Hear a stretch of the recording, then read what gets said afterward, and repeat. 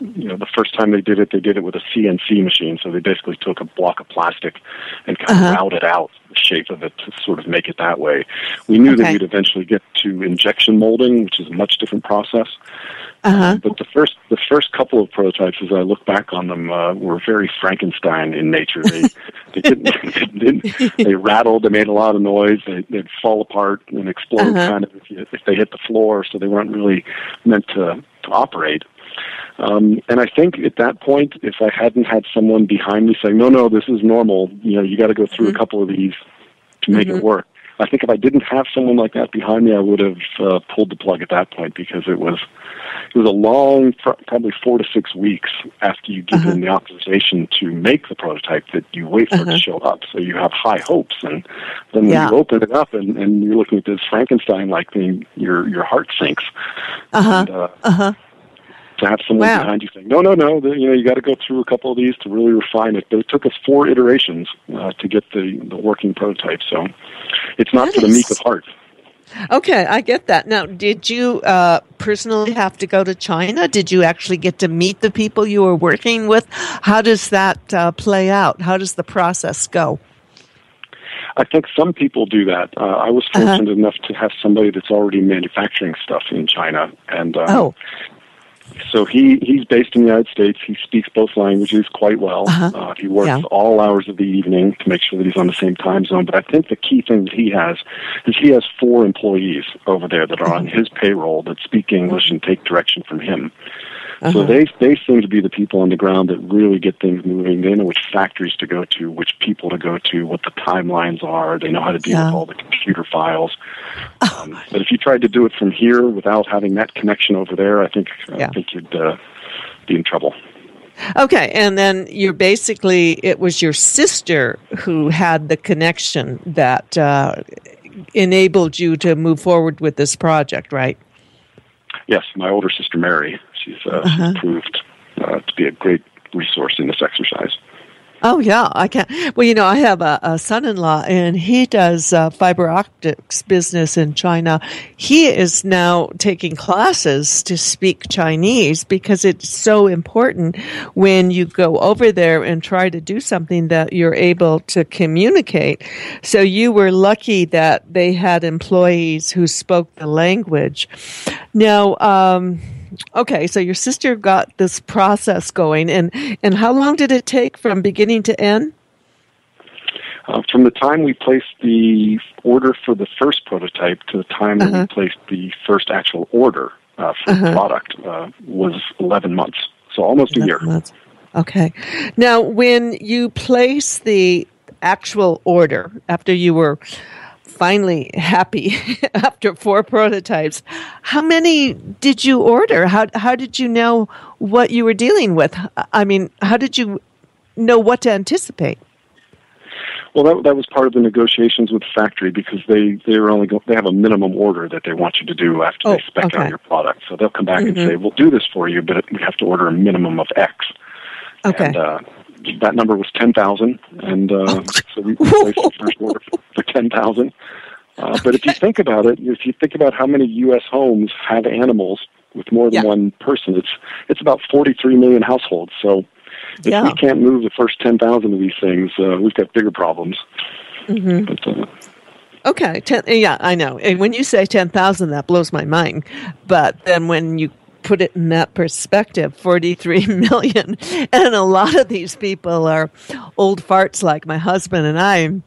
We can barely remember to wake up, let alone feed the dog. So, I think this would be a great product to market during the holidays to give to your parents and grandparents and older people who are trying to take care of their dogs.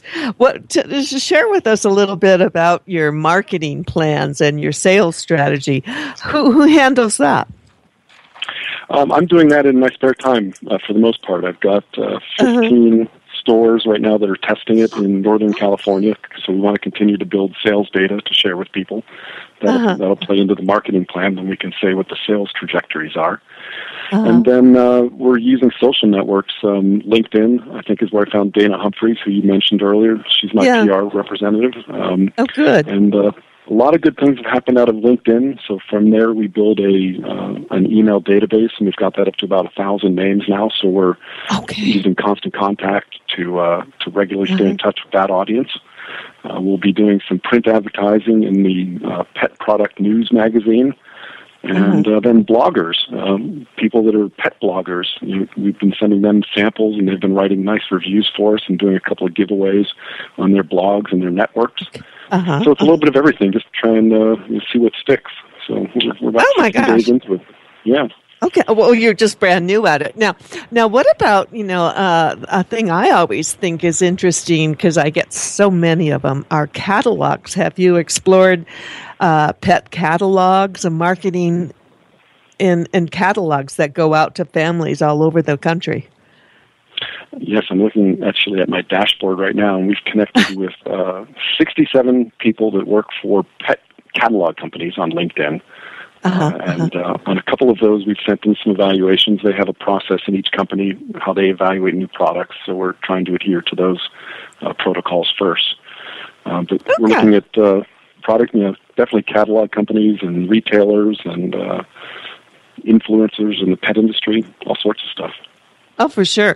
Well, I'm going to put a pitch in, because my show, I have over 5 million listeners, and most of my listeners are like me, and they have dogs. So I'm going to try to pitch you to advertise on this show, because most of my listeners are people like me who can't remember to feed the dog. It's a common question. It's a common problem, I think. Oh, yeah, for sure. We're going to take a break and hear from some of our wonderful, wonderful advertisers. And then when we come back, we're going to get a feel from Jim about public reaction to his unique product and what's next, if he has any other new inventions for us. We'll be right back with Jim Foley. Joining January Jones as her co-host on the show is Miles Miller, the great success creator. Miles is a 2-time best-selling author with books entitled Against the Grain and Successonomics. He continues to transform 100,000 people all over the world through his speaking and training. His uplifting and essential messages like Bulletproof, Time Machine, and Strength in Numbers are impacting every audience he meets.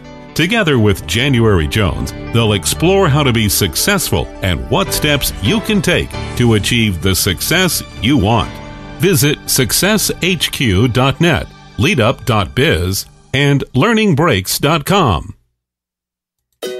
What is AATH? The Association for Applied and Therapeutic Humor is a nonprofit, member-driven international community of humor and laughter professionals and enthusiasts. AATH provides its members the education, cutting-edge resources, and supportive community they need to excel in the practice and promotion of healthy humor. AATH welcomes anyone who is interested in learning more about the application and benefits of therapeutic humor. Members include scholars, psychologists, counselors, nurses, social workers, physicians, educators, clergy, hospital clowns, and many others who incorporate humor in their life and work. AATH was created to disseminate information about humor and laughter, play, and well-being, provide a caring, supportive community of humor professionals and enthusiasts. Check out our AATH at www.aath.org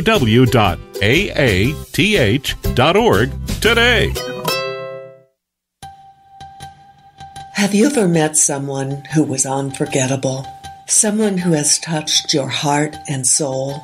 People who have faced difficult problems. People who have fearlessly shared their stories, their struggles, and their successes. People who have priceless personalities. In my new book, Priceless Personalities, Success Stories Shared by January Jones, I am honored to be able to share with you people dealing with problems such as incest, molestation, child abuse, drug abuse, polygamy, unemployment, scandal, starting over, self-esteem, and workplace issues. My guests have all been exciting, eclectic, and energizing.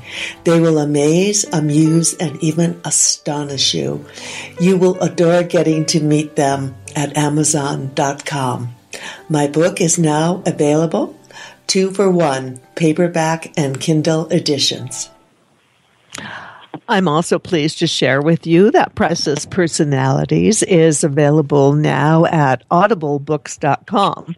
And today I have a priceless personality who is based in California visiting with us, and he has created a brand new item, Did You Feed the Dog? You know, as pet parents, it's our responsibility to make sure that our pets are cared for properly with the right food, comfortable sleeping place, and lots of love. And of course, feeding our pets is one of the most important tasks we tend to each morning and evening. But sometimes, and I know it happens a lot at our home, more than 2 people, my husband and I, we just can't remember who fed the dog. And I love this part. If you ask the dogs, guess what? They'll lie, because our dog can eat anywhere, anytime. So this is where the brilliance of this product, Did You Feed the Dog, comes into play. It is a device that is simple to use and acts as a reminder to everyone in the household, whether your dog has been fed or not. It's built with high ABS plastic and stylish metal appearance. Has each day of the week in the heading AM, PM. You simply move the slider to the right to show you fed the dog that morning or night. This is a no-brainer. What a brilliant invention. Aren't you proud of this product? I can't believe somebody didn't come up with it first. When I was looking for the patent, I thought surely somebody would have it, but you use the word brilliant. I like to think it's more simple. It's about as simple-minded as it gets, which I think is where the appeal lies. I think it took you about 3 seconds to figure it out when you saw it. Oh, yeah, and now I'm on board because I want one for my morning pills and my nighttime pills. So I think you can just take this and run with it and go into so many other aspects. Now, what's been the public reaction so far? I know it's just new. The public reaction has been good. We're selling probably about 10 or 15 of them each week through the website, and that's with very minimal marketing effort as we're trying to lure in some distributors and retailers. So we're happy with that level of activity, and then we've gotten a lot of activity and comments on our Facebook pages and LinkedIn pages. Yeah. And some of the comments from the public are along the lines of, I was skeptical at first, but gosh darn it, we use this thing every day now. Or they were saying, some people think that it should be an application on their phone, and then after they try it for a while, they're like, no, this is so simple, don't mess with it. So we're getting a lot of feedback that it's simple and easy to use, and it should stay that way. I know. I love that KIS, keep it simple, stupid, especially for my generation. Now, share with us, Jim, have you participated in any consumer events to promote your product? What's happening there? Have you taken it to conventions or anything like that? We did about a week after the first shipment arrived, which was right after the holidays. So we missed Christmas this year, but we received a shipment, and we quickly went down to what's called the Bay Area Pet Expo, which is for consumers with their animals to walk through a convention center down in San Jose. And I think there were about 15,000 people coming through there through the course of the 2 days. Great. We sold a bunch of them. And we got a lot of people saying, just what you said. This is so easy. Why didn't someone come up with this earlier? And it's great. It's brilliant. A lot of those words were used, and so it really put some wind in our sails that we think we have something here. Oh, I think you do too. And I know I'm going to order one, and we're going to put it in Zoe's room. Zoe is the talking dog, and she has quite a following on YouTube because she does speak. She doesn't do interviews. She only speaks on YouTube. So a lot of people try to get her to do interviews, but she has not done that so far. But I may get her to talk about this product. That might be fun. What are your next inventions? What's coming up next for this enterprise? Well, I think you've named two of the three. I think we're going to try and basically redesign a couple of these. One is, did you give the dog the pill? Because some people just have that problem. Sure. And then some people, one of my friends is actually using it. Did he take his medication? So he put a little piece of tape over the word dog, and did you get your pills is what he's asking himself. So I think we've got an application there.